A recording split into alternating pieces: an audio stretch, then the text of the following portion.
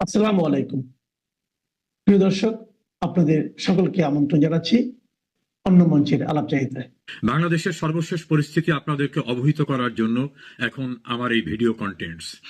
কিছুক্ষণ পূর্বে বাংলাদেশের সেনা প্রধান জেনারেল ওয়াকারুজ্জামান তিনি বাংলাদেশের প্রধান বিচারপতি সৈয়দ রেফাত আহমেদের সঙ্গে বৈঠকে বসেছেন।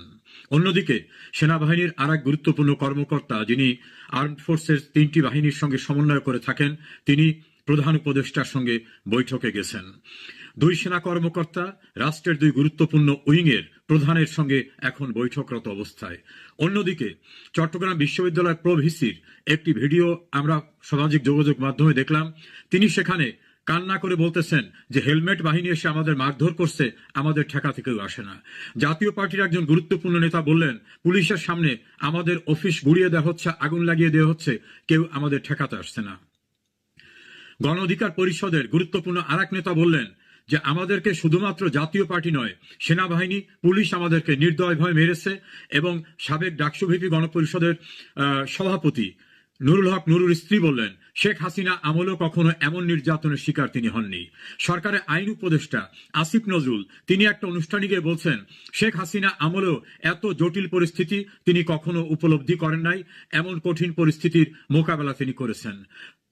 এবি পার্টির সাধারণ সম্পাদক ফুয়াদ সাহেব তিনি বলেছেন, যারা জুলাই যোদ্ধাদের উপর আক্রমণ করেছে তাদের ইউনিফর্ম খুলে ফেলতে হবে, ভারতীয় পতাকায় মুড়ে তাদেরকে বিদেশে পাঠিয়ে দিতে হবে। ভয়ঙ্কর অস্থির সময়। এর সঙ্গে যুক্ত হয়েছে বাংলাদেশের সুশীল সমাজের ভিতরে তীব্র ক্ষোভ। ঢাকা রিপোর্টার্স ইউনিটিতে মঞ্চ 71 নামক একটা অরাজনৈতিক সংগঠনের অনুষ্ঠানে আক্রমণ করা হয় দেশের খ্যাতিমান সাংবাদিক, শিক্ষক এবং মুক্তিযোদ্ধাদের। তাদেরকে উদ্ধারের নামে ডিবি অফিসে নিয়ে তাদেরকে বরং উল্টা সন্ত্রাস দমন আইনে চালান দিয়ে দেওয়া হয়। এইরকম ভয়ঙ্কর পরিস্থিতি একটার পর একটা ঘটছে। সামাজিক যোগাযোগ মাধ্যমে আরেকটা চিত্র ফুটে উঠেছে যে একটি রাজনৈতিক দলের সভা থেকে বাড়ি ফেরার পথে 3 জন পথিমধ্যে খুন হয়ে গেছেন। ঢাকায় বিভিন্ন স্থানে হঠাৎ করেই আওয়ামী লীগ এবং সহযোগী সংগঠনের মিছিল চলছে। এই ভয়ঙ্কর অস্থির সময়ে নির্বাচনের প্রস্তুতি কেমন সেটা নিয়ে আপনাদের সঙ্গে কথা বলতে চাচ্ছি। কদিন পূর্বে ব্র্যাক ইউনিভার্সিটির একটা ইনস্টিটিউট সার্ভে করেছেন। ব্র্যাক ইউনিভার্সিটি কোনোভাবেই আওয়ামী লীগ মনোভাবাপন্ন বা কোনো পক্ষ আশ্রিত নয় বলে তাদের একটা সুনাম রয়েছে। সেখানে তাদের যে রিপোর্টটি, সেই রিপোর্টটাকে বলে আমি বিষয়টা আসছি। বিএনপিকে ভোট দেবেন এমন কথা বলেছেন 12% মানুষ, যদিও তারা কিছুদিন পূর্বে বলেছিলেন তারা 16.3% মানুষ কিছুদিন পূর্বে বলেছিলেন বিএনপিকে ভোট দিবেন। বর্তমানে সেটা কমে 12% পৌঁছেছে।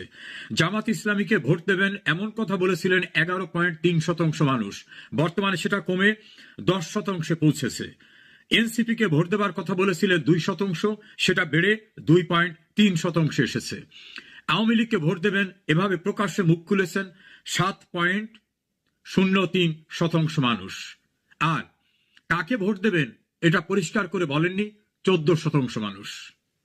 এবং 48% মানুষ বলেছেন আমরা এখন সিদ্ধান্ত নেইনি। ভোট কাছাকাছি, সার্ভেতে যাবার সময় দেশের পরিবেশ যা, তাতে যারা বিএনপি মনোভাবাপন্ন বা জামাত মনোভাবাপন্ন অথবা এনসিপি মনোভাবাপন্ন তাদের তো কোনো সংশয় থাকার কথা না। তাদের কথিত অভিযোগ 16 বছর তারা নির্যাতনের শিকার হয়েছেন। কাজে তাদের পছন্দের দলকে তারা ভোট দেবেন, এটা খুবই স্বাভাবিক এবং সেক্ষেত্রে এটা প্রকাশ করতে তাদের দ্বিধাদ্বন্দ্ব থাকার কথা না। একটি নির্বাচন মনিটরিং সংগঠনের প্রধান বলেছেন যে 14% মানুষ বলেছে আমরা এখন কাকে ভোট দেব বলবো না। তারা মনস্থির করেছেন কিন্তু মুখ খুলতে চাননি। অনুমেয় যে তারা এমন একটি দলকে ভোট দিতে চান যেটা প্রকাশ করলে তার উপর মব হামলা হতে পারে, সেই ভয়ে তিনি আতঙ্কিত, সে কারণে তিনি মুখ খুলতে চান না। সঙ্গত কারণে সেই দলটি আওয়ামী লীগ বা আওয়ামী লীগ অ্যালায়েন্সের ভিতর হবে, এটাই স্বাভাবিক। কারণ বিএনপি, জামাত, জাতীয় পার্টি এনসিপি করলে তারা তো মুখ খুলে বলতে তাদের কোনো দ্বিধাদ্বন্দ্ব থাকার কথা না, কারণ দেশের পরিবেশ এখন সবটাই তাদের পক্ষে অনুকূলে। এর বাইরে যে 48% যারা বলছেন আমরা মনস্থির করিনি, এটা কি বিশ্বাসযোগ্য? একজন প্রাপ্তবয়স্ক নাগরিক বাংলাদেশের রাজনীতিতে কাকে ভোট দেবেন এটা তার মনের ভিতরে নেই, এটা বিশ্বাসযোগ্য না। তিনি কথা বলতে চাননি সম্ভাব্য বিপদ আশঙ্কা থেকে। না হলে প্রাপ্তবয়স্ক মানুষ তার হৃদয়ে, তার মনে নিশ্চয়ই কোনো রাজনৈতিক দলের প্রতি তার ভালোবাসা, বিশ্বাস অথবা অনুভূতি রয়েছে। সেটা আওয়ামী লীগ, বিএনপি, জাতীয় পার্টি, জামাত যেটাই হোক না কেন। এই 48% লোক মুখ খুলতে চাননি যে 14%। আর আওয়ামী লীগ যদি নির্বাচন করতে না পারে তাহলে 7%। এটা নিয়ে হয় 69%। এর ভিতরে কিছু পয়েন্ট রয়েছে, সব মিলে 70%। এই 70% মানুষ, 70% মানুষকে ভোটে পাওয়া যাবে না, এটা ইলেকশন কমিশনের কারু কারু অ্যানালাইসিস এবং বাংলাদেশের ভোট নিয়ে যারা বিশ্লেষণ করে থাকেন তাদের অ্যানালাইসিস। একাধিক স্থানীয় সরকার বিশেষজ্ঞ ভোট নিয়ে যারা বিভিন্ন সময় জরিপ করে থাকেন তাদের সঙ্গে আলোচনা করে বোঝা গেছে 70% মানুষ সামনে যে ভোট হতে যাচ্ছে, যে প্রক্রিয়ায় হতে যাচ্ছে বলে এখন পর্যন্ত প্রচারণা রয়েছে, তাতে তারা অংশগ্রহণ করবে না। তাহলে অংশগ্রহণ করছে কতটুকু? বিএনপি, জামাত, এনসিপি 12%, 10%, 2%। এর সঙ্গে যদি আমি তাদের যে প্লাস রয়েছে, পয়েন্ট প্লাস, সেটাকে ধরি তাহলে 30%। তাহলে 30% ভোটারদের ভোটকে রেখে, 30% ভোটারের ভোটকে মাথায় রেখে নির্বাচনের আয়োজন করতে হবে বর্তমান সরকার এবং নির্বাচন কমিশনকে।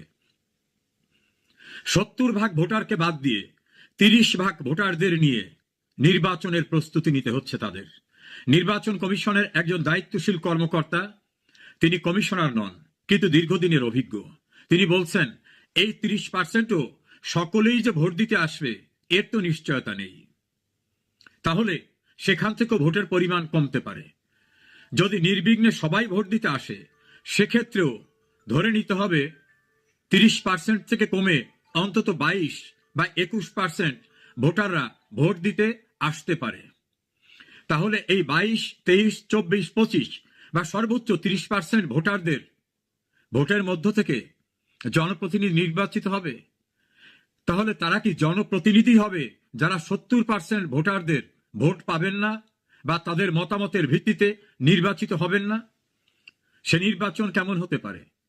1986 সালে এরশাদ নির্বাচন করে কম্বাইন্ড অপোজিশন পার্টি করেছিলেন 70 দল নিয়ে, আসম আব্দুর রবের নেতৃত্বে। সরকার টিকতে পারেনি। 1996 সালে বেগম খালেদা জিয়া 15 ফেব্রুয়ারি নির্বাচন করেছিলেন, টিকতে পারেননি। একটা দেশের 100% ভোটারের, বাংলাদেশে ভোটারের সংখ্যা হচ্ছে 12,61,90,900, 12,61,90,900। তো আমরা যদি ধরে নিই 12.5 কোটি, তাহলে তার ভিতর থেকে 30% ভোটাররা ভোটের সঙ্গে সংযুক্ত হবেন এ পর্যন্ত তথ্য। তাদের সবাই যে ভোট দিতে আসবেন তাও সঠিক না। আমরা ধরে নিতে পারি 25%। তাহলে 75% ভোটাররা বাইরে থাকবে। এই প্রক্রিয়ায় যে নির্বাচন, সেটা কি নির্বাচন হবে? যারা অংশগ্রহণমূলক নির্বাচনের কথা বলতেন দেশে, দেশের বাইরে, যারা দেশের ভিতরে কিছু এনজিও করে সাংঘাতিকভাবে গলাবাজি করতেন, কেউ বিভিন্ন আর্টিকেল লিখে সেখানে নানা তথ্য হাজির করতেন, তারা একবার ভেবে দেখেছেন আওয়ামী লীগের সঙ্গে সংযুক্ত 14 দলীয় জোট, Jatiya party, communist party, NAP, JASAD, BASAD সহ অন্যান্য সংগঠনের সব মিলে প্রায় 75% ভোটাররা এই নির্বাচনে ভোট দিতে আসবেন না। হাস্যস্কর নির্বাচনের প্রস্তুতি নিচ্ছেন, তারপরেও শঙ্কা আদৌ কি করতে পারবেন? কারণ এতগুলো মানুষ যে ভোটে যাবে না, সেই ভোট কেন্দ্র কি নিরাপদ থাকবে? সেই ভোটের ব্যালট কি নিরাপদ থাকবে? কুমিল্লার চান্দিনার এক নেতার বক্তব্যে শোনা গেল, তিনি বলছেন আমরা আলাদা ব্যালট পেপার ছাপাবো, সেখানে ধানের শীষ প্রতীক থাকবে, যেটা ফেসবুকে ভাইরাল হয়ে ঘুরছে। সেভাবে যদি করেন তাহলে জিয়াউর রহমানের হ্যাঁ না ভোটের মতো যেন এমন না হয়ে যায় যে কোনো কোনো কেন্দ্রে ভোটের পার্সেন্টেজ 100-র পরিবর্তে 102, 103, 120 এমন না হয়ে যায়। এই নির্বাচন জনগণের ম্যান্ডেটের নির্বাচন হবে না। এই নির্বাচন আদৌ অনুষ্ঠিত হবে বলে অনেকেই বিশ্লেষকরা মনে করে না। কেউ কেউ তো মনে করেন আদৌ নির্বাচন হবে না, এবং তারা অনেক জোরালো যুক্তি উত্থাপন করেন। আবার দ্রুত ক্ষমতায় গিয়ে প্রধানমন্ত্রী হতে চান প্রবাসী এক নেতা এবং তার দল, আবার বাংলাদেশে মুক্তিযুদ্ধে বিরোধিতাকারী এক দল। তারা গভীরভাবে ভেবেছেন তাদের সাপোর্ট, তাদের অংশগ্রহণমূলক লোকের সংখ্যা কত? অস্থির বাংলাদেশ আরো ভয়ঙ্কর অস্থিরতার দিকে যাচ্ছে। অপেক্ষা করুন আরো আপডেটের জন্য। আমি সমস্ত দায় দায়িত্ব দিচ্ছি আপনাদের জানমাল, এবং আপনাদেরকে আমি কথা দিচ্ছি যে আপনারা আশাহত হবেন না। আপনারা সেনাপ্রধান জেনারেল ওয়াকারুজ্জামানের একটি বক্তব্যের ক্লিপিং দেখে আমার এই আলাপটি দেখা শুরু করলেন যে 5 অগস্ট 2024 সেনাপ্রধান জেনারেল ওয়াকারুজ্জামান জাতির উদ্দেশ্যে ভাষণে এই কথা বলেছিলেন। কিন্তু আজকে 1 বছরের বেশি সময় এসে একটি স্লোগান উঠছে, ইতিমধ্যে ওঠা শুরু হয়েছে যে নো মোর মিলিটারি, ব্যারাকে ফেরো তাড়াতাড়ি। এই প্রসঙ্গটি নিয়েই আপনাদের সামনে কথা বলতে চাই, এবং ব্যারাকে ফিরলে কি হবে। এই নো মোর মিলিটারি, ব্যারাকে ফেরো তাড়াতাড়ি এই স্লোগানটি কার? আজকে বাংলাদেশ ধ্বংসের কয়েকজন কারিগর আছেন, মহানায়ক আছেন, যাদের ইন্ধনে, যাদের পৃষ্ঠপোষকতায় বাংলাদেশ আর বাংলাদেশ নেই। বাংলাদেশ এক ধ্বংসস্তূপে পরিণত হয়েছে। বাংলাদেশকে যদি এই মুহূর্তে আপনি আর একটা গাজা বলেন তাহলেও ভুল হবে না। গাজা হয়তো একদম ম্যাসাকার হয়ে গেছে, কিন্তু মানুষের হৃদয় ভেঙে, বাংলাদেশের মানুষের হৃদয় ভেঙে ম্যাসাকার হয়ে গেছে ইতিমধ্যেই গত 1 বছরে। এই যে আজকে এই ম্যাসাকারের মহানায়ক যারা, তাদেরই একজন পিনাকি ভট্টাচার্য বিদেশ থেকে প্রতিনিয়ত ইন্ধন জুগিয়ে বাংলাদেশকে ধ্বংসের দিকে নিয়ে যাচ্ছে। গতকাল গণ অধিকার পরিষদের প্রধান ভিপি নূরের উপর হামলার ঘটনার পরে প্রেক্ষিতে পিনাকি ভট্টাচার্য ফেসবুকে একটি পোস্ট দিয়ে তিনি তার পোস্টের নিচে লিখেছেন যে নো মোর মিলিটারি, ব্যারাকে ফেরো তাড়াতাড়ি। ঠিকই কইছেন তিনি, তার ভাষায় বলি, তিনি কইছেন খাইছেন গইছেন বলে বলেন, আমি তার ভাষায় বলি তিনি ঠিকই কইছেন। আজকের এই ধ্বংসাত্মক পরিস্থিতি থেকে বাংলাদেশকে উদ্ধার হতে হলে মাস্ট সেনাবাহিনীর ব্যারাকে ফিরতে হবে, ছেড়ে দিতে হবে, প্রকৃতির হাতে ছেড়ে দিতে হবে। পুলিশ তো নেই, এটি সবাই জানেন। এখন যে পুলিশের কর্মকাণ্ড দেখছেন, ওকে ধরছে, ওকে অ্যারেস্ট করছে, ওকে ইয়ে করছে, এগুলো সম্পূর্ণ একটি বা দুটি দলের, সম্পূর্ণ দলীয় পুলিশ, যারা বিভিন্ন চিপায়, বিভিন্ন গর্তে লুকিয়েছিল এতদিন, তারা এখন বেরিয়ে এসে দাপটের সাথে কিছু সীমিত কিছু দায়িত্ব পালন করে একে ধরছে, ওকে মারছে, ওর বিরুদ্ধে মামলা দিচ্ছে, ওকে অ্যারেস্ট করছে। এটা সীমিত সংখ্যক। বেশিরভাগ পুলিশ কিন্তু নীরব। আমি আগের ভিডিওতেও আজকে বলেছি, আজকে যদি সেনাবাহিনী উঠে যায় তাহলে বাংলাদেশ এক ভয়াবহ রক্তক্ষয়ী সংঘর্ষের মুখে পড়বে। অনেকে আবার বলবেন যে সেনাবাহিনীর থেকেও তো কোনো লাভ হচ্ছে না, সেনাবাহিনী থেকেও প্রতিনিয়ত মব হচ্ছে, বিশৃঙ্খল পরিবেশ ঘটছে, কিন্তু সেটার একটা লিমিট আছে। ধরুন 5% ঘটছে, এই 5%টা সেনাবাহিনী আজকে ব্যারাকে ফিরে যাক, আজকে দুপুর থেকে উঠে যাক, দেখবেন রাত থেকে বাংলাদেশে ভয়াবহ তাণ্ডব শুরু হয়ে গেছে, এবং আলটিমেটলি সেই ঘটনাটি ঘটবে। সেনাবাহিনী ব্যারাকে ফিরবে, সেটি সাময়িক সময়ের জন্য, বাংলাদেশের মানুষকে দেখানোর জন্য, এবং যারা প্রতিনিয়ত সেনাবাহিনীকে গালিগালাজ করেন তাদেরকে দেখানোর জন্য, দেখো যে আমরা উঠে গেলে তোমাদের কি হয়। এবং উঠে যাবে, উঠে গিয়ে এরপরে যে জন্য নামবে সেটি বাংলাদেশকে উদ্ধারের জন্য নামবে। আমরা ধীরে ধীরে সেই পরিস্থিতির দিকেই যাচ্ছি। এই ইন্ধনদাতা পিনাকি ভট্টাচার্য গতকাল ভিপি নূরের হামলার ঘটনা একটা ব্যাখ্যা করেছেন। তিনি বলেছেন যে আজকে হামলা হয়েছে লেফটেন্যান্ট কর্নেল রাকিব, অধিনায়ক ইস্ট বেঙ্গল, বর্তমানে জেলে থাকা আওয়ামী জেনারেল সালাউদ্দিন মিয়াজির ব্যক্তিগত স্টাফ ছিলেন, ও লেফটেন্যান্ট কর্নেল আফজালুর রহমানের সরাসরি নেতৃত্বে। সেনাবাহিনীর কোন অফিসারের নেতৃত্বে গতকালকে ভিপি নূরকে মারা হয়েছে, হামলা হয়েছে, সেটি উদ্ধার করে ফেলেছেন পিনাকিরা। আর হামলার মূল হোতা 9ম পদাতিক ডিভিশনের জিওসি মেজর জেনারেল আসাদ, তার আদেশে রকিব ও আফজাল হামলা করেছে। গণ অধিকার কার্যালয়ের ভেতরে আসবাবপত্র ভাঙচুর, এর পাশাপাশি টয়লেট ভেঙেও নেতাকর্মীদের উপর হামলা করে সেনাবাহিনী। জাতীয় পার্টি এবং জিএম কাদেরকে রক্ষায় ওয়াকার সর্বশক্তি দিয়ে মাঠে নেমেছে। গেল রোজায় হাসনাত ও সার্জিসকে ডেকে ওয়াকার টেবিল চাপড়ে রিফাইন আওয়ামী লীগ নিয়ে যে হুমকি দিয়েছিল সেটির বহিঃপ্রকাশ নূরের উপর আজকের হামলা। পিনাকের কথায় এটি স্পষ্ট যে সেনাবাহিনী সত্যিকার অর্থে ব্যবস্থা নিয়েছে, সন্ত্রাসের বিরুদ্ধে, সহিংসতার বিরুদ্ধে ব্যবস্থা নিয়েছে, এবং এই ব্যবস্থাটা তাদের খুব স্বাভাবিকভাবে ভালো লাগবে না, ভালো লাগছে না। অথচ এই সেনাবাহিনী এই যে জুলাই আগস্টের সহিংসতাকারীদের গোপালগঞ্জ থেকে এপিসিতে করে বাঁচিয়ে নিয়ে এসেছিল।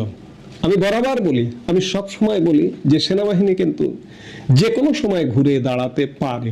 এই ঘুরে দাঁড়ানোর শুরুটা হবে, এই যে দাবি উঠছে, পিনাকে দাবি করেছে, বৈষম্য বিরোধী ছাত্র আন্দোলন ফেসবুক পেজ থেকে দাবি করা হয়েছে যে সেনাবাহিনী ব্যারাকে ফিরে যাক। আমরা সেটি দেখবার জন্যই অপেক্ষা করছি যে সেনাবাহিনী, এবং আমরাও এই দাবির সাথে সুর মিলিয়ে একইভাবে বলবো যে সেনাবাহিনী দয়া করে আপনারা ব্যারাকে ফিরে যান। কারণ আপনারা যতক্ষণ মাঠে আছেন, দেশে যা আছে যতটুকু আছে, এর জন্য, এই মব সন্ত্রাসের জন্য, বিশৃঙ্খলার জন্য আপনাদের উপরে কিন্তু দায় দায়িত্ব চেপে যাচ্ছে। আপনারা হয়তো সঠিক দায়িত্ব গতকালকে যেমন দায়িত্ব পালন করেছেন, এইভাবে যদি দায়িত্ব পালন করেন, দেশ এক ভয়ঙ্কর ধ্বংসস্তূপে দাঁড়িয়ে আছে। এভাবে চলতে থাকলে আগামী 3 মাস 6 মাসের মধ্যে পুরোপুরি শেষ হয়ে যাবে, ধ্বংস হয়ে যাবে। ধ্বংসকারীরা সেই এজেন্ডা নিয়েই মাঠে নেমেছে। তাই তাদের দাবির সাথে আমরাও বলতে চাই, পিনাকি ভট্টাচার্য, বৈষম্য বিরোধী ছাত্র আন্দোলন, এনসিপি বা অন্যরা যারা দাবি করছেন যে সেনাবাহিনীর দিকে অভিযোগের অঙ্গুলি নির্দেশ করছেন, তাদের দাবির সাথে আমরা সাধারণ মানুষও বলতে চাই যে সেনাবাহিনী দয়া করে আপনারা ব্যারাকে ফিরে যান। সেপ্টেম্বরের মাঝামাঝি সময়ে আপনাদের ম্যাজিস্ট্রেসি পাওয়ার আবার 2 মাসের জন্য বাড়বার একটা সময় আসছে, দরকার নেই, বাড়াবার দরকার নেই। আপনারা দয়া করে ব্যারাকে ফিরে যান এবং সাময়িক সময়ের জন্য ব্যারাকে ফিরে গিয়ে আপনারা নিজেরা নিজেদের সাথে একটু বোঝাপড়া করুন, আত্ম উপলব্ধি করুন যে গত 1 বছরে বাংলাদেশটা কোথায়। কোনো দল করা লাগবে না, কোনো দল কেনা হওয়া লাগবে না। একজন সাধারণ মানুষ হিসেবে আমি আমার দৃষ্টিতে বলছি যে একজন সাধারণ মানুষ হিসেবে বলতে চাই যে বাংলাদেশকে কোথায় নামিয়ে ফেলানো হয়েছে, কোথায় নামিয়ে দিচ্ছে। দয়া করে সেনাবাহিনী, সশস্ত্র বাহিনী, আপনাদের যে মান মর্যাদা গত 1 বছরে ক্ষুণ্ণ হয়েছে, এটিকে উদ্ধার করুন। আপনারা যদি ধ্বংস হয়ে যান, আপনারা যদি শেষ হয়ে যান, তাহলে বাংলাদেশ আর থাকে না, বাংলাদেশ আর থাকবে না। এজন্য এদের সাথে আমরাও দাবি করব, সেনাবাহিনী ব্যারাকে ফিরে যান, ফিরে গিয়ে বাংলাদেশে একটা কঠিন পরিস্থিতির মুখোমুখি হোক এবং ওই পরিস্থিতিটা থেকে উদ্ধার এবং ওটা থেকে এই বাংলাদেশকে উদ্ধারের কার্যক্রম আপনারা শুরু করুন। শুরু করার জন্যই আপনারা ফিরে যান। এই মুহূর্তে আপনাদের জরুরি সত্যিকার অর্থে ব্যারাকে ফিরে যান। দেশে গৃহযুদ্ধ বেঁধে যাক। আজকে গৃহযুদ্ধের চেয়ে কোনো অংশে কম না বাংলাদেশের পরিস্থিতি। কাজেই সেনাবাহিনী মাঠেও থাকবেন, গৃহযুদ্ধ হবে, এই গৃহযুদ্ধের আপনারা দায় নেবেন, নিয়ে মাঠে থাকবেন। এ কাজ করবেন না। আপনাদের ভাবমূর্তি ক্ষুণ্ণ হচ্ছে। ফিরে যান, ফিরে গিয়ে দেখুন কি হয় এবং দেখুন যে যখন একদম চূড়ান্ত জীবন শেষ হয়ে যাচ্ছে দেশের মানুষের, তখন আবার নামুন পূর্ণ শক্তিতে। এই বন্দোবস্তের মধ্যে নয়, ভিন্ন বন্দোবস্ত। সেটি কোনো ভিন্ন সরকার, সেটিকে আপনাদের তত্ত্বাবধানের সরকার, আপনাদের নিজেদের সরকার। সবকিছুর উদ্দেশ্য হবে বাংলাদেশে একটি অবাধ, নিরপেক্ষ এবং সুষ্ঠু নির্বাচন। সেই লক্ষ্যে আপনারা কাজ করুন। নইলে বাংলাদেশ যদি ব্যর্থ হয়ে যায়, এর দায় বাংলাদেশ সেনাবাহিনীকেও নিতে হবে। আজকে কঠিন পরিস্থিতি, এই পরিস্থিতি থেকে আপনাদের সহযোগিতা ছাড়া বাংলাদেশকে বাঁচানো সম্ভব নয়। আবারও বলছি, আলাপ আমি শেষ করতে চাই, আর আলাপটা দীর্ঘ করতে চাই না, যে নো মোর মিলিটারি, ব্যারাকে ফেরত তাড়াতাড়ি। সেনাবাহিনী আপনারা ব্যারাকে ফিরে যান এবং দেখুন বাংলাদেশের পরিস্থিতিটা কি ঘটে, এবং বাংলাদেশের মানুষেরও দেখা উচিত যে বাংলাদেশে কি ঘটতে পারে, এবং সেইটা আপনারা উদ্ধার করবেন। সেই দায়িত্বটা নিন। আমরা আশা করব সেটাই করবেন। কারণ আর দায় নেওয়া নয়। দায় নিলে আপনাদের আর কোনো মান মর্যাদা থাকে না। ইতিমধ্যেই মান মর্যাদা চলে গেছে। নানাভাবে আপনাদের মান মর্যাদা ভুলুণ্ঠিত করেছে। এই পিনাকিরাই ভুলুণ্ঠিত করছে বারবার। কাজেই এর কি কোনো জবাব দেবেন না আপনারা? আপনাদের কি কোনো অনুভূতি নেই? জবাব দিতে হবে। আপনারা জবাব দিন, জবাব দেওয়ার ব্যবস্থা নিন। এই মুহূর্তে এ পর্যন্তই।